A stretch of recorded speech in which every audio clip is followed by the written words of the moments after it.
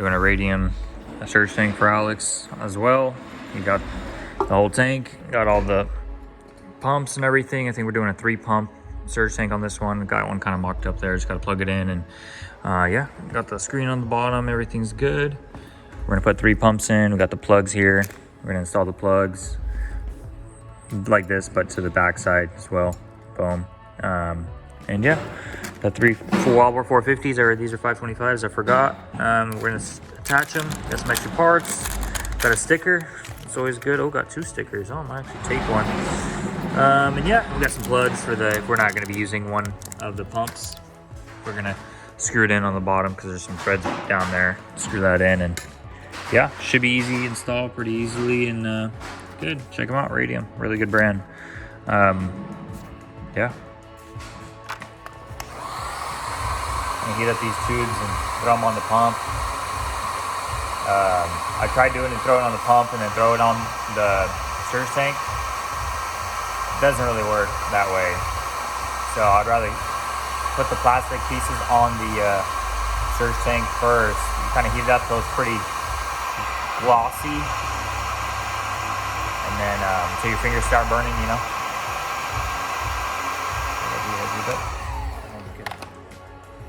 Throw it on one of these prongs here, kind of get it seated first. And then, oh, kind of burn your hand again. Take a little something, bar or something, slide it all the way in before it cools down too much. All the way up. Just like that. Second one. You can see, if it's focused, I can't tell because my phone's flipped around, but just like that, and then we'll slide the pump in. I might trim it just a little bit because they are pretty long, so I'm gonna heat it up again and slide them in when the with the pump, and yeah, and install it like that. I think that's the best way to do it. So we're gonna be installing a 450 on the stock e90 pump. This is the fuel level, and this one's gonna be the fuel pump. I'm just gonna mark it, that's why I kind of put them with tape, but we're not gonna touch the fuel level, of course.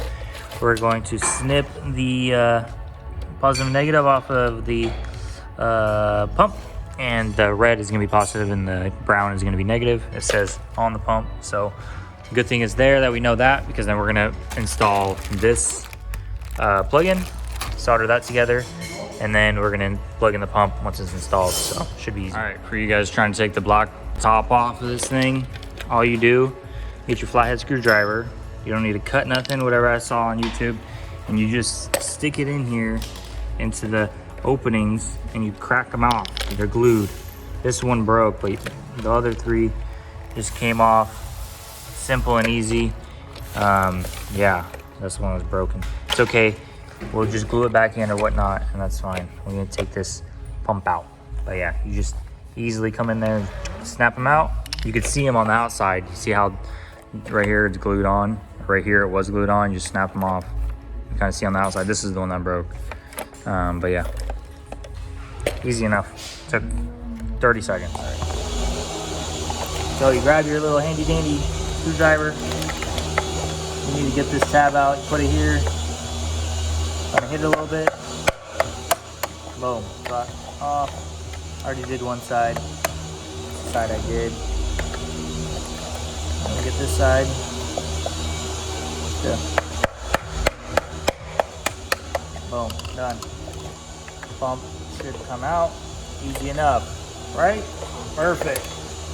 Here's their bag, everything. Yep.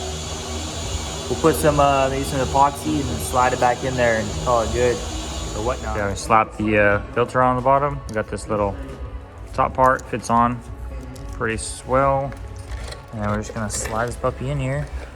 Boom. This guy. Stay there. Guessing it's gonna go like this, maybe wrong way. I can't do this with one hand, but you kind of get the thing. This is gonna go in there and be bueno. So we got from the fuel pump, they gave us an extra female or male fitting, so we just crimped on the little things, almost done crimping it, and then we're gonna slide them in. Make sure you have your little shield on, so no fuel really goes in there, no dust or whatever it's called. Then should clip on nicely. And then of course we got the stock plug-in that's gonna plug in to the top of the pump. And then we're gonna have to thread the pump and put a 90 fitting on it. That's gonna be like this, because we need a fitting like this to go into the fuel tank, and so it clicks onto here. So yeah, I just talked to a guy, and I don't really do beamers, so yeah, we need to go get a fitting. I don't know from where. We're gonna maybe go to O'Reilly's or something. We could probably even do like a little piece of rubber hose, slide it on here, slide it onto the other pump, clamp them both together, and it'll have the barb fitting on there, this barb fitting as well, and then just clip in that hose there. That's what I'm thinking of doing instead of threading it, if they don't have a threaded fitting in AutoZone or O'Reilly's or whatever's close by. So yeah, just gonna finish up this, and then we're gonna work on the pump. So it took a while, but I got the fuel pump out, or not fuel pump, fuel line out, because I need that fitting. Well, actually, yeah, well, anyways, I need to put this into the surge tank.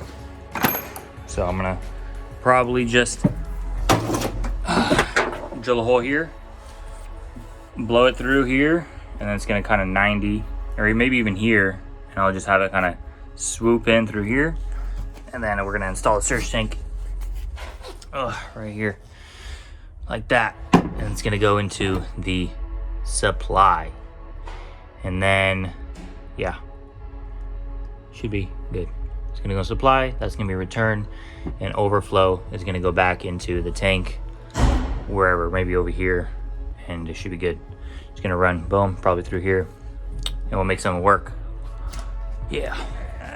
That's how you start. That's how you start. That's how you start. Hey, all you gotta do is just start. We got a bunch of these AN fittings. We got 6 ANs to 10s. We're gonna be doing the fuel system. We're gonna plumb it up. We got this E85 rated hose, as you can see with the inner lining. Some of them say PFTE, but they're not, like the one I bought.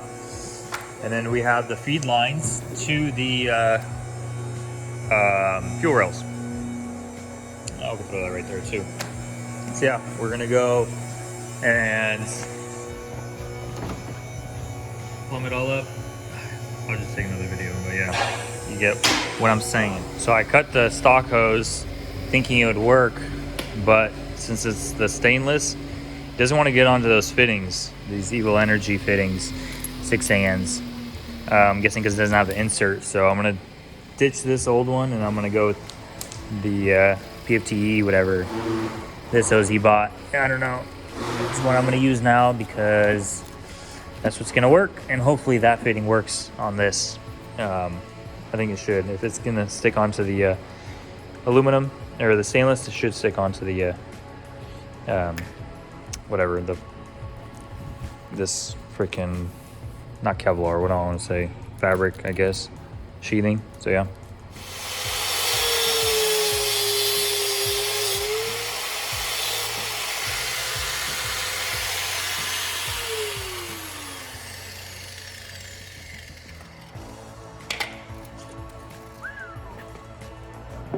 Well guys, yeah, I do TikTok also. Follow me, Tiki Racing, on TikTok. We got some of these.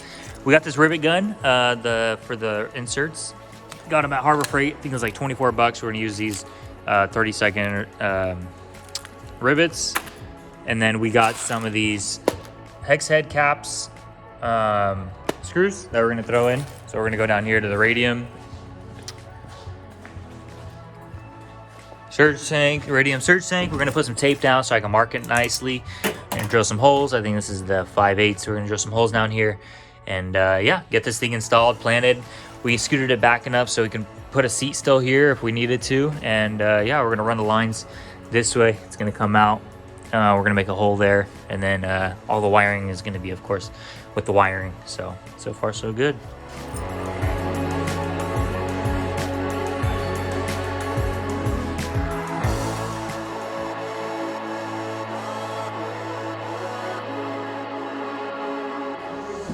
So we got the surge tank mounted, got the bolts in, looks good, easy peasy.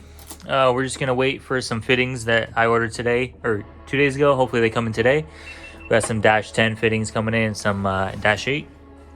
So yeah, we're gonna wait for those. Maybe they show up a little later and we'll get all the fuel system completely finished. I even got, you'll see when I get all the fittings, we'll get the fuel pump and everything added. Not fuel pump, but fuel fittings all added. But in the meantime, we're gonna go over here and put on the water pump on this thing. This huge old water pump. Where'd you get this? Is this OEM? Yes. So yeah, we're gonna slap it on here. There's just 4 bolts. Maybe some more actually. But yeah, it looks like just 4 bolts. We're gonna put the gaskets on to make it look nice. So yeah, let's start doing it.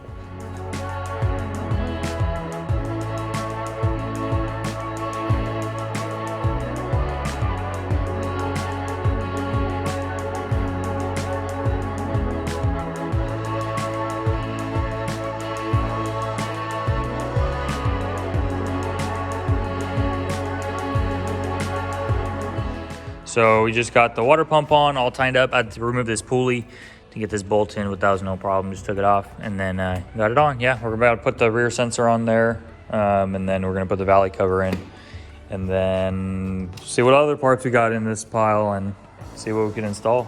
Yeah, going on. We got this nice ICT valley cover. Pretty nice and clean. It comes with bolts and everything. Comes with a gasket.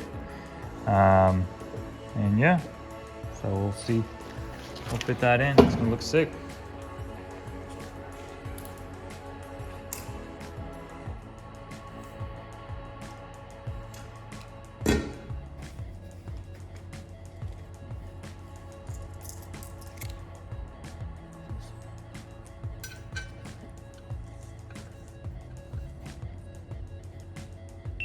Okay, dobra, I'd say.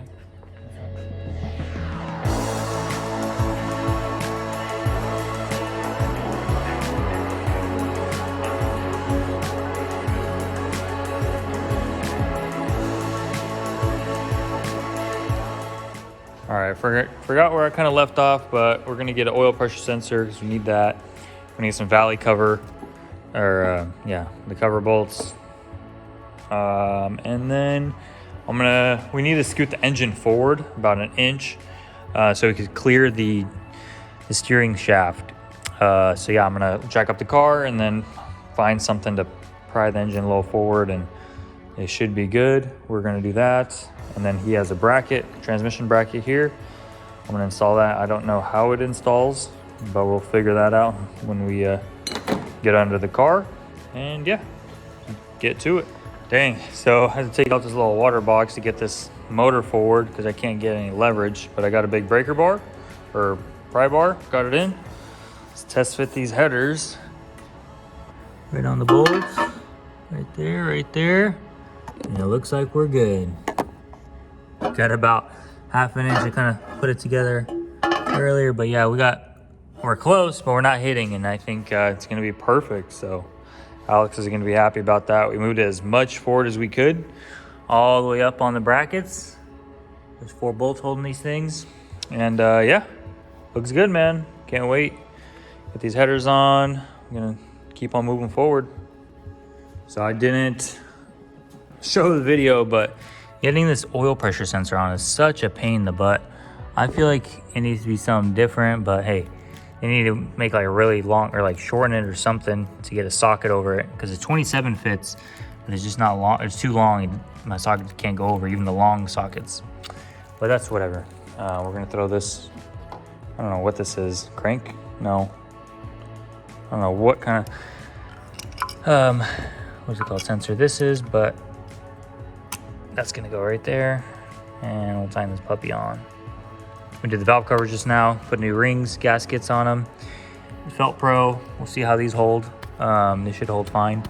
We got some breathers, the steam ports. We're gonna do something with those a little later. Ordered those, and yeah, just order a bunch of parts. Still got a bunch of these little knickknacks to come in and finish it off completely. That's pretty much done for today. We're gonna put the coil packs on, and yeah, until more parts come in, probably Monday, we're gonna keep on going. All right, so next step for today, we got some plugs, NGKs. Here's the model number or whatever. V8s EFS 1049. They are, I don't know. These are LS plugs, I guess. We're gonna gap them to 18 thousandths. I was telling him to do 20, but Alex wants to do 18, so we're gonna gap them. My rule of thumb when I gap them, I always like to hit it on wood. I don't like to hit it on metal, just because the metal on top of here, I don't want it to damage it. So I mostly tap it on wood to bang down and gap them. That's my personal opinion, what I do. But anyway, everybody does it different. People just smash it on the concrete sometimes just to get the gap. But yeah. Anyways, we're gonna gap them real quick. Pretty self-explanatory. You want to bang the igniting or the rod here down to 18 thousandths or to your desired length. If you're on like boosted 20, 18, you know, some like really fast guys doing 14, 12, you know, thousandths of an inch. Yeah, so we're doing 18, or we're doing 18, and we're gonna gap them real quick, slap them in, and then go from there. So we're back again here tonight, the Monday night. We got the ICT pulley tensioner on. That's looking all nice, all billet, bolted up nicely.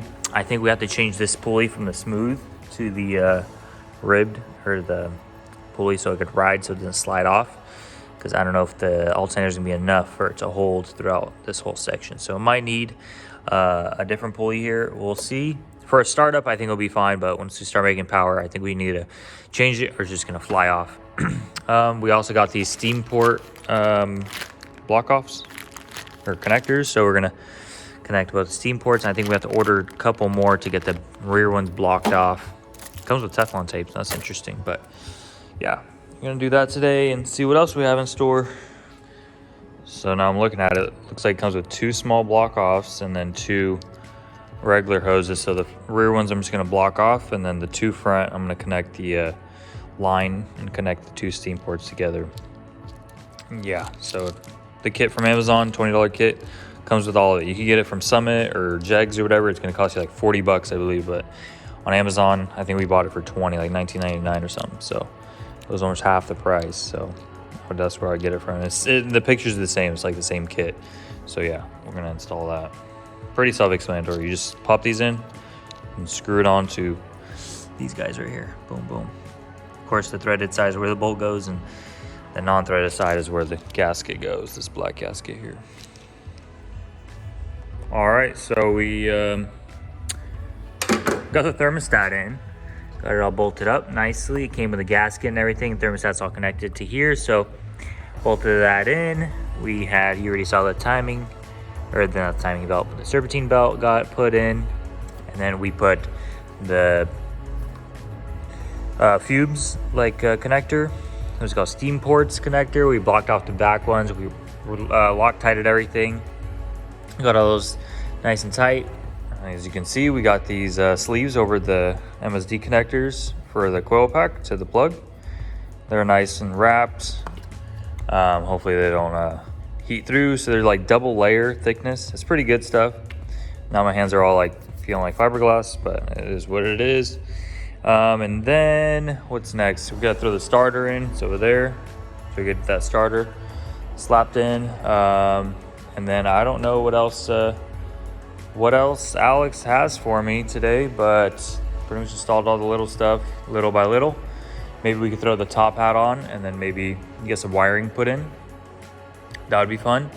Get the alternator clicked in and the starter and just a bunch of little other stuff, the injectors and then some sensors. But we'll see what happens there.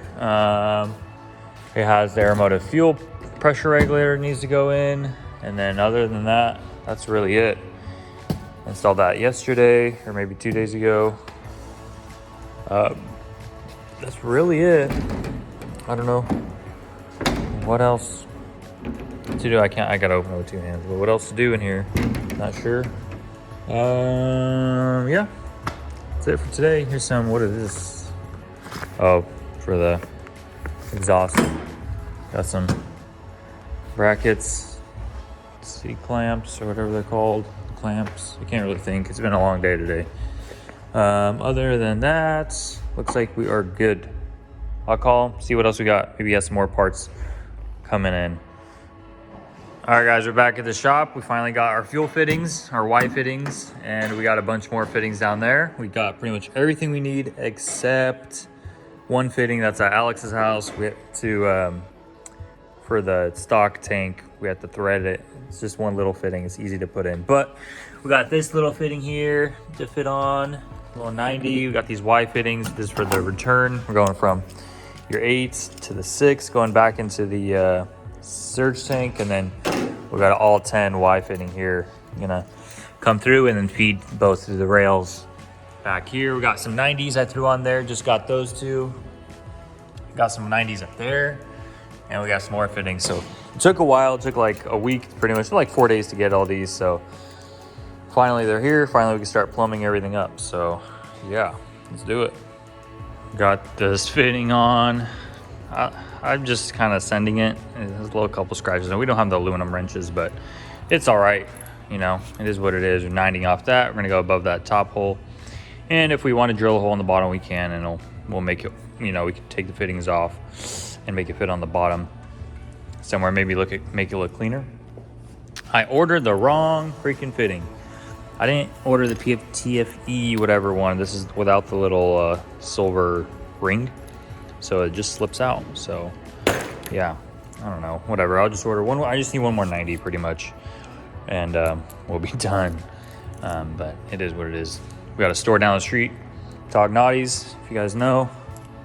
You know, it's a couple fittings, super expensive, easier off Summit. I might just go actually order one off Summit and have it come in because it'll be cheaper, and they have like 1 day shipping.